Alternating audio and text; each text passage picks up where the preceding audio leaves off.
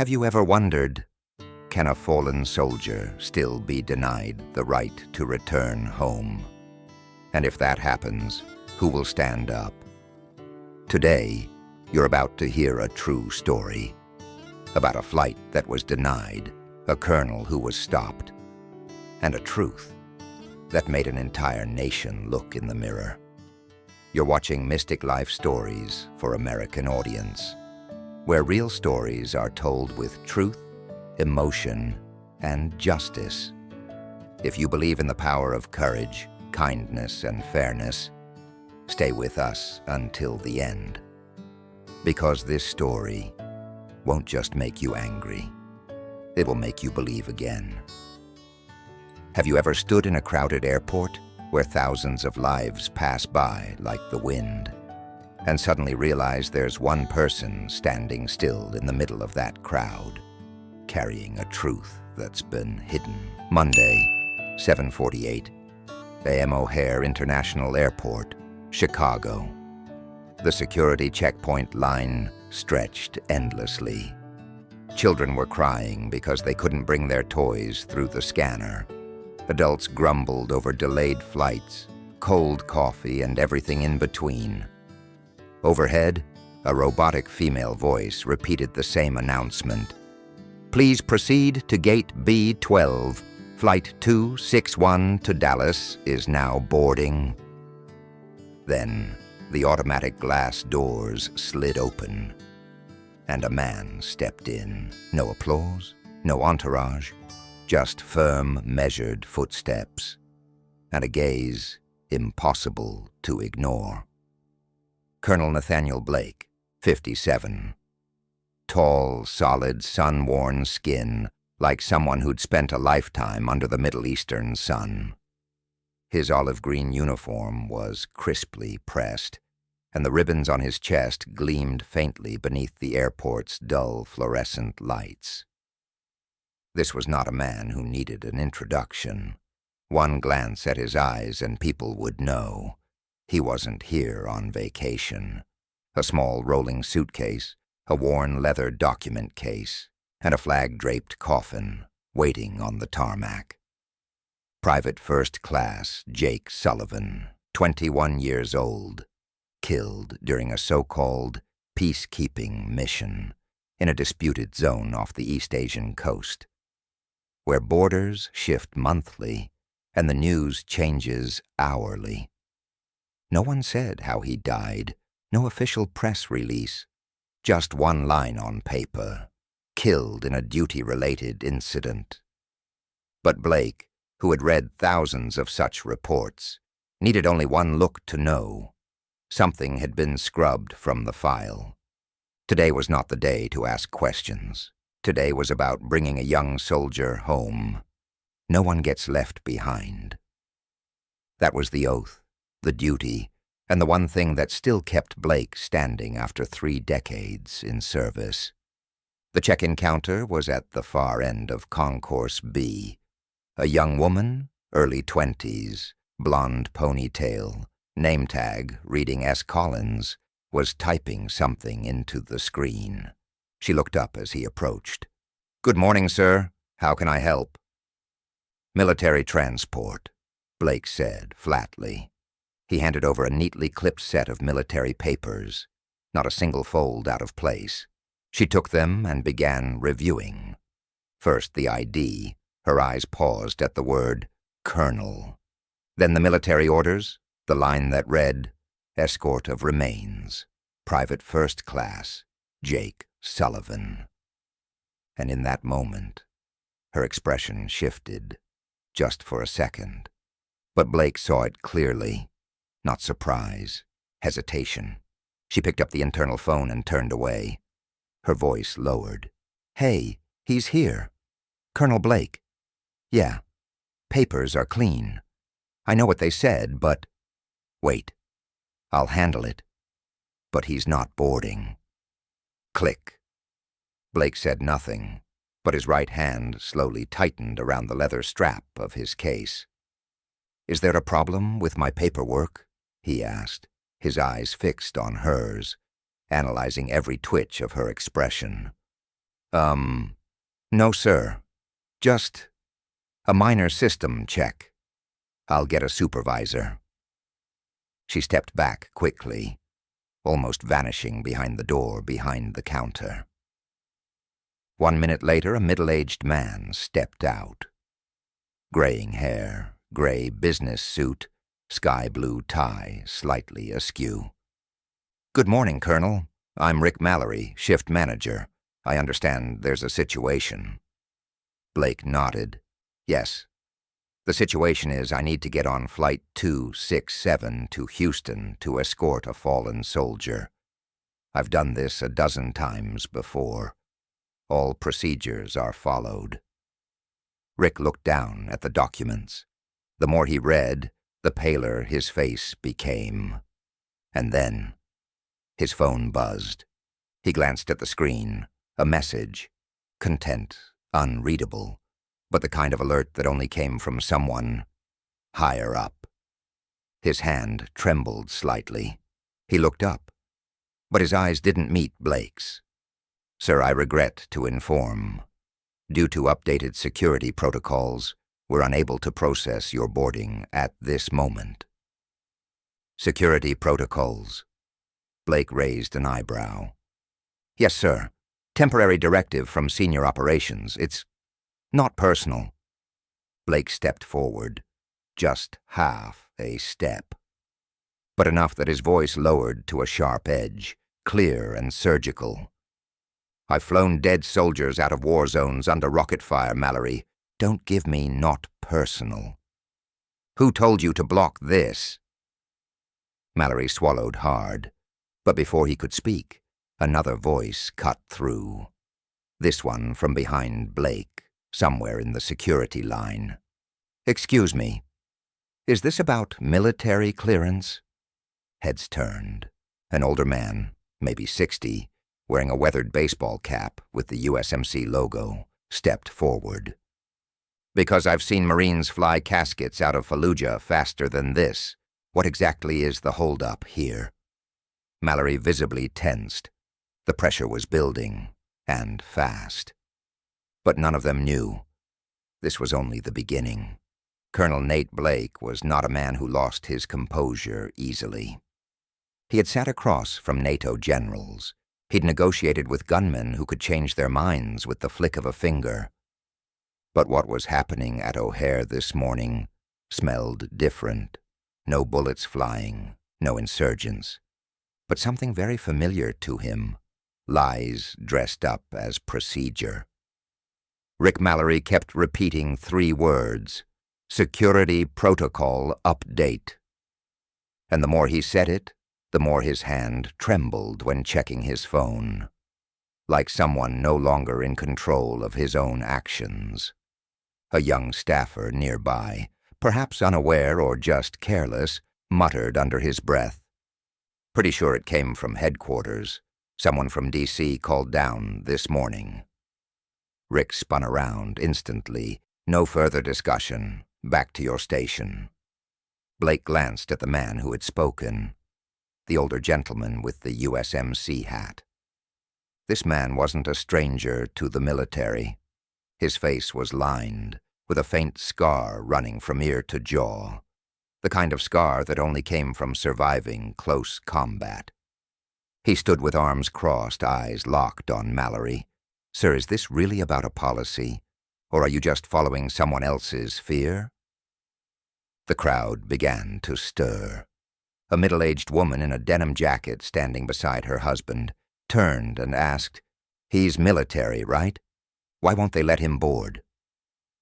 A young man with earbuds took them off, looked over and started recording with his phone. Rick Mallory inhaled deeply, trying to regain control. "We're just trying to follow standard procedures. Please, let's not escalate this." Blake didn't argue. He didn't raise his voice. He didn't pull out a phone. He simply stood there, like a steel statue forged in 1,000 hours of battlefield fire. But that silence had more power than any argument, because around him, others began speaking up in his place. I'm posting this on X. Does anyone here know a journalist? This is discrimination. He's a colonel escorting a fallen comrade home. Within less than 10 minutes, the first live stream went online. A young woman with a backpack, holding her phone, eyes red from emotion, stepped closer to Blake. "Sir, I'm live on TikTok right now. I hope you don't mind. People need to see this." Blake gave a slight nod. He didn't need to say a word. The story had begun to spread, far beyond the airport. At that same moment, behind the counter, another airport employee was staring intently at his computer screen. He frowned as an internal message appeared. "Partner C has requested that this flight not be processed. No further discussion." A logo briefly flashed on the screen. Centec Dynamics, one of the largest defense contractors in the United States. Within minutes, a screenshot of that message was quietly taken and forwarded to the girl live streaming outside. She received it in a private message. Without hesitation, she posted it to X, Twitter. Breaking. Internal leak from O'Hare staff shows that a partner C ordered to block a military flight escorting a fallen soldier. Who is partner C? Let him fly. Justice for Jake. What began as a technical issue had now become a national mystery. The people in that terminal were no longer just bystanders. They had become part of a media firestorm. An investigative journalist, waiting for a flight to New York, happened to scroll past the tweet, glanced over at a staff monitor nearby, and froze. He recognized the Centec logo. He had seen it before in an arms trafficking investigation in the Middle East. "I've seen that symbol in a scandal not long ago," he muttered and started texting his editor. Amid all the chaos, Nate Blake stood unmoved, his gaze fixed on the window. To the flag-draped casket waiting on the tarmac, Jake Sullivan, 21 years old. A young soldier who died during a mission the press wasn't even allowed to question. A deep instinct stirred in Blake's chest. This denial wasn't accidental. Someone was afraid of that body making it home. There was something they didn't want the public to know. But they were wrong about one thing. They picked the wrong man to block. Colonel Nate Blake wasn't someone who compromised. And now, he had something stronger than rank. He had the public behind him. Rick Mallory's phone wouldn't stop buzzing in his pocket. Emails, internal alerts, warnings from the media relations team. On his screen, "Story is going viral, trending number 3 on X. Livestream just hit 50,000 live viewers." He looked at Blake, still standing, motionless, like a monument in the middle of a storm. The man said nothing, but his silence was speaking louder than any shout. And the world was listening. Rick turned to a nearby staffer and whispered, "Call upper management now. We can't handle this anymore." But it was already too late. Within 20 minutes, at least 3 national outlets had picked up the story. NBC was broadcasting live. U.S. Colonel denied boarding while escorting fallen soldier. Alleged interference from private defense firm. A major veterans organization issued a public statement. "We demand full accountability from the airline and government officials." Hashtags like "Let him fly," "Justice for Jake," and "Who Ice Partner C" were flooding every platform. Just then, an airport security officer walked briskly toward Rick Mallory, phone in hand. "Sir, you need to see this." Rick took the phone. The screen displayed a breaking headline from CNN. "Breaking. Leaked email suggests military escort was blocked due to third-party influence. Centec Dynamics named as Partner C. His face drained of color. Sweat formed across his brow. Blake still hadn't moved. No yelling, no accusation. He didn't need to. The truth was carving its own path.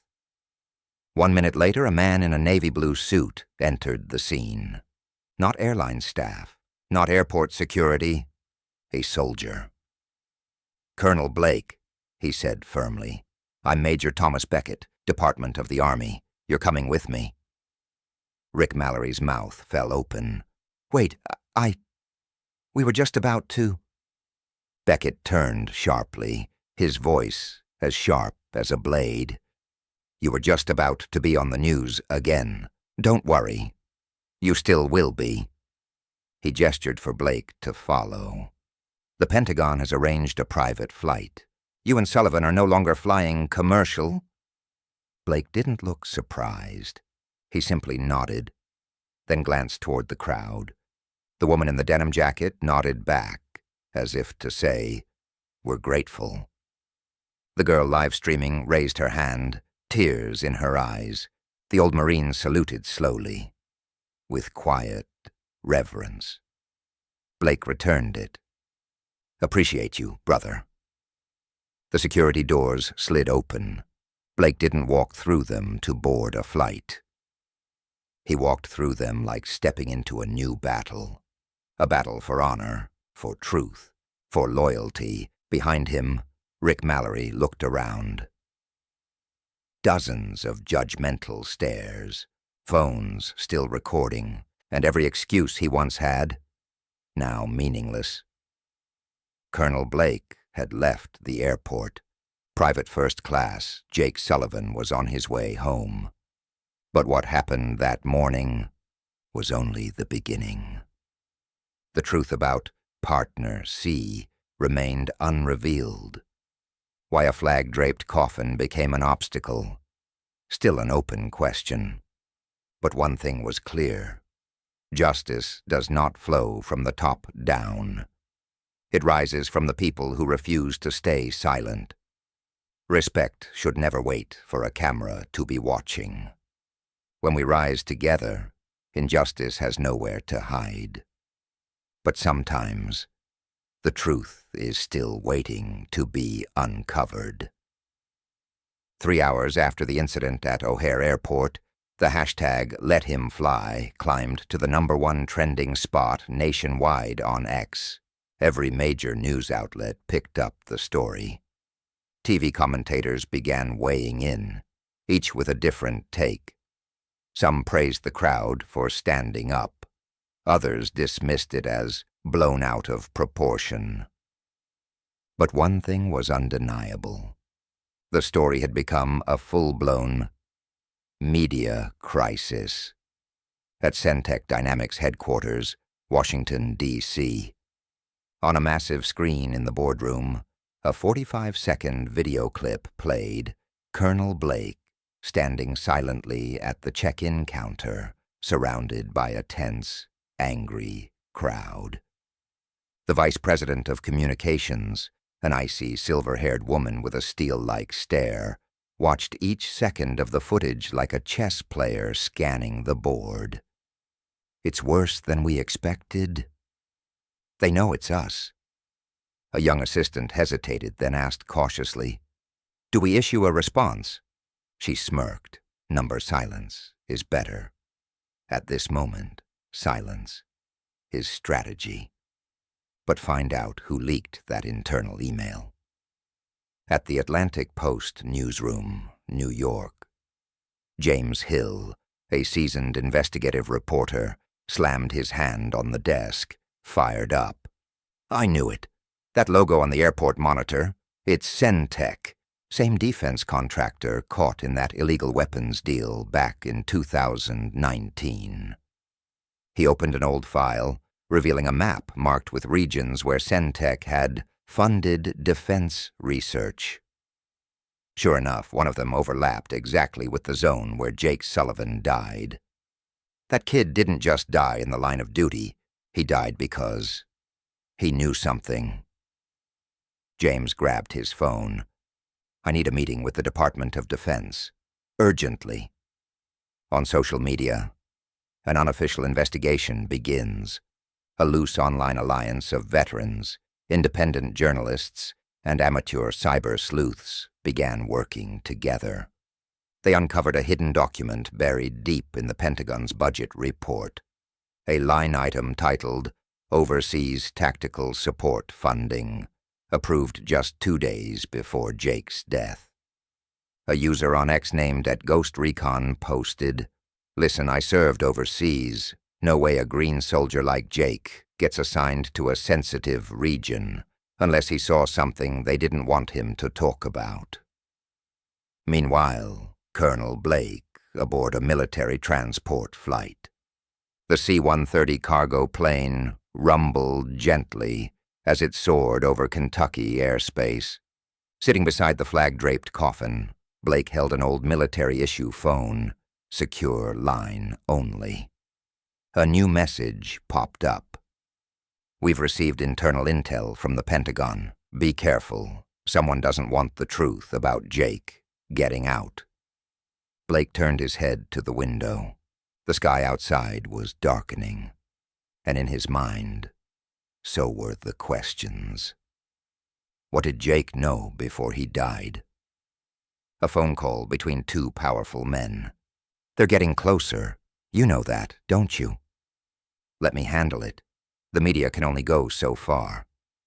"And Colonel Blake?" "He's a soldier. Once his mission is done, he'll return to quiet." "Are you sure about that?" "Number, and that's what worries me." At the Atlantic Post newsroom, April 6th. The front page headline reads, Reuters, revealed, defense contractor Centec Dynamics secretly tested civilian surveillance technology in conflict zones, and the death of young soldier Jake Sullivan was no accident. The article spans over 5,000 words. Included are scans of Jake's journal, anonymous testimony from Sergeant Lucas Grant, and a covertly recorded internal logistics video showing Centec personnel installing equipment in a small village within a disputed area. Within 3 hours, the story is picked up by over 70 international news outlets. Social media reactions. Justice for Jake trends globally. .cdainstitute.ca. Centec lies, military, cover-up appear across all platforms. A passage from Jake's journal is widely shared. "If I don't make it back, someone has to speak up. We've seen it, but they don't want others to know. Don't let me disappear as if I never existed." On Capitol Hill, an emergency meeting between the Pentagon and the Congressional Oversight Committee. A congressman slams the table in anger. "One of our soldiers died for telling the truth, and you, our military leaders, allowed this to happen." A general stands, striving to maintain composure. "We have no official reports confirming that." The congressman raises an eyebrow. "And that's precisely the problem. You have no reports, because you chose not to look." An emergency resolution is passed, a comprehensive investigation into Centec Dynamics, and a review of all defense contracts related to AI surveillance technology. On television, Colonel Blake is interviewed live. The host asks, "Colonel, do you believe Jake Sullivan was killed to silence him?" Blake looks directly into the camera. "I'm not saying he was assassinated. I'm saying he was abandoned, and silence was how they let that death fade away. We promised those in uniform that if they fell, we wouldn't let them be forgotten. I'm merely fulfilling that promise." Justice begins. Centec's CEO is forced to resign, facing a federal investigation. Several generals involved in the pilot electronic warfare program are suspended. The Jake Sullivan Act is proposed in Congress. aiming to protect soldiers and military personnel who expose human rights violations. Jake's family receives an official apology from the president, and he is posthumously awarded the Medal of Freedom for extraordinary courage. Final scene: a modest memorial in Jake's hometown. Blake returns to the small town where Jake grew up. In the high school courtyard, a simple plaque engraved, Private First Class Jake Sullivan, 999 až 2025. Dared to see, dared to speak, dared to pay the price. He places his hand on the plaque, bowing his head. You didn't die in vain, Jake. You started a righteous battle. Some stories begin with a glance, a denied boarding pass, a soldier standing silently in uniform, and end with an entire nation re-evaluating itself. Jake Sullivan, a name as ordinary as any young soldier, not a high-ranking officer, not a spokesperson, no spotlight or special position, just a 21-year-old who believed in what's right and dared to document the truth when no one else would. He didn't have to do it. No one forced him. He could have turned away, pretended not to see, as many have done. But Jake chose not to close his eyes, and because of that, he died. Colonel Nate Blake had witnessed hundreds, perhaps thousands, of soldiers fall, but none haunted him like Jake's death. Not because it was more special, but because it shouldn't have happened. Jake didn't die on the battlefield. Jake died in a different war, where the enemy wore no uniform, carried no gun, but wielded power and the ability to distort the truth. And what made the difference was that people didn't stay silent. The airport live streamer, the first to ask, why isn't he allowed to fly? The USMC veteran, who stood up amidst the silent crowd, those who recorded, those who tweeted, those who said, this is wrong. One colonel can't change the world, but one colonel and a crowd that refuses to be silent can shake the entire system. As the story concludes, you'll see the guilty held accountable. You'll see the soldier honored. You'll see the media report, new laws passed, apologies issued. But the most crucial question remains: if no one had recorded that day, would Jake be remembered? If no one had spoken up, would Nate have been allowed to fly? If no one had dared to open the leaked file, would the truth ever be known?